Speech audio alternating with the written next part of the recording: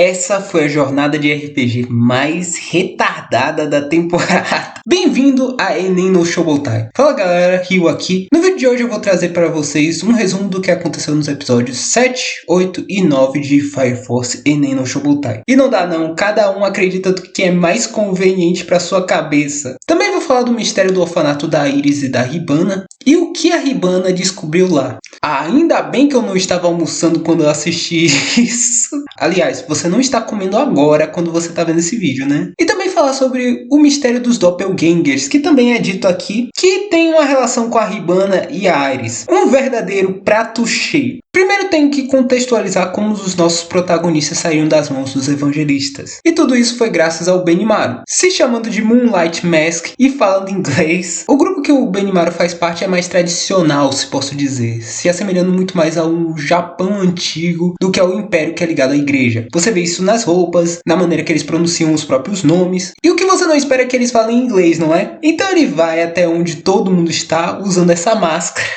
mudando a maneira como ele fala, tudo isso para não sobrar para a companhia dele, porque todos eles seriam considerados traidores. Mas na hora a Haumea percebe que é ele também. Talvez seja por causa de, sei lá, a roupa, o ataque, a voz do Mamoru Miyano, mas ele fica tentando não sair do personagem apesar de tudo isso. No frigir dos ovos, eles conseguem resgatar o Obi, eles matam os insetos que estavam no corpo dele e eles fogem para Asakusa, o único lugar seguro por hora. E é aqui que ocorrem dois caminhos da história, envolvendo a Hibana e envolvendo o Arthur. Eu vou começar pelo da Hibana, porque tem uma parte da história do Arthur que precisa do contexto inicial de agora. A Hibana e aqueles outros dois da Companhia 1 que trabalhavam com Burns, ambos estão na antiga igreja que cuidava da Hibana e da Iris e de outras antes da maioria das garotinhas virarem infernais. Pelo diário do Reika, dá para ver que ele tinha algum tipo de relação com essa igreja. E essa igreja tem umas tradições que no começo fica parecendo uma coisa normal. Eles fazem até uma animação com uma arte bem mais infantil de como são as tradições dessa igreja. Tipo dar nome de flores para as meninas, elas são criadas lá, as próprias freiras fazem a comida, elas plantam as verduras, os vegetais, tudo normal até aí. Mas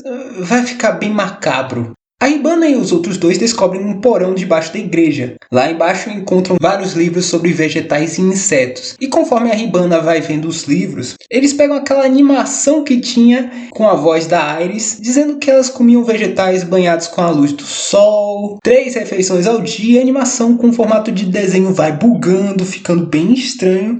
E aí cai a ficha que as crianças comiam os vegetais misturados com esses insetos de Adola. E essa é a cara da Hibana ao descobrir que misturavam insetos na comida dela quando criança. Todas as crianças eram feitas de cobaia pelas irmãs mais velhas, como um experimento para formar infernais. E falando em diaba véia, a Hibana descobre que uma das irmãs adultas que cuidava dela e que ela pensava que estava morta, na verdade estava viva e pretendia matar eles bem ali. Sim, a véia era uma usuária de poder de fogo. E ela tem uma habilidade que, bem, é Fire Force, então o poder é bem bizarrão. E os velhos não tem umas tremedeiras às vezes? Pois então, o poder dela é usar a tremedeira dela para gerar terremoto. E ela consegue derrotar os dois da Companhia 1 facilmente. Esse poder dela é muito apelão, tanto em ataque quanto em defesa, porque ela está usando o Adola Burst. Começando com a véia, a gente descobre algumas coisas. Primeiro, a Hibana revela o segredo da combustão espontânea. Os doppelgangers, na verdade, são uma outra versão de cada pessoa, só que de Adola. E os insetos de lá são uma forma de ponte entre o mundo normal e Adola. Quando o doppelganger faz contato com sua versão nesse mundo, acontece a combustão espontânea. A véia confirma também que ela teve contato com o Reika. Aparentemente ela criou ele também, e ele e a Hibana devem ter desenvolvido a pirocinese por causa da véia. Os experimentos do orfanato tiveram como resultado a criação de um doppelganger da Amaterasu, a primeiro pilar, e os evangelistas pretendem usar esse doppelganger como o 8º pilar. E adivinha quem é? Exatamente a Iris. E isso explica porque ela é tão parecida com a Amaterasu, porque ela é uma réplica dela do outro mundo. Essa véia, também chamada de Irmã Sumire, confirma que o 8º pilar era o último que faltava para iniciar um novo cataclisma. Juntando todos os pilares, os evangelistas conseguiriam fazer isso, e que esse era o trabalho dela desde muito tempo. A gente descobre também que a véia é bem véia. 250 anos um pouco mais velha. Ela é um dos responsáveis pelo grande cataclisma, que segundo ela foi uma falha por ter poucos pilares e aí faltou energia para tacar fogo no mundo inteiro. E o cataclisma em si aconteceu por eles tentarem fazer Adola tomar o mundo real. A gente também descobre uma outra coisa. As crianças que viraram infernais no orfanato e que a Hibana acreditava que elas estavam mortas, elas estão bem vivas. Só que elas tomaram essa forma de infernal mantendo a consciência. Pesado. Felizmente, por causa do Adola Link da véia, a moça de preto, que a gente conheceu em um dos arcos passados, ela faz a véia se desconcentrar por um tempo e deu margem para a galera conseguir fugir. Foi a última energia da mulher de preto, ela desaparece e a gente não sabe muito bem qual é a relação entre as duas. Também essa véia é o 7º pilar, então ela pretende se sacrificar também. E você não espera uma vilã com essa cara com... Eu ri, porque é muito ridículo. Ela tem essa carinha, os absurdos que ela fala. E aquela topeira falante que a gente conheceu no mesmo arco da mulher de preto, ela aparece, não fala nada, mas a gente vê que vai ter uma conexão maior com aquele arco, porque ainda falta muita coisa a se explicar. Agora vamos para a parte mais divertida dessa história. Arthur Quest.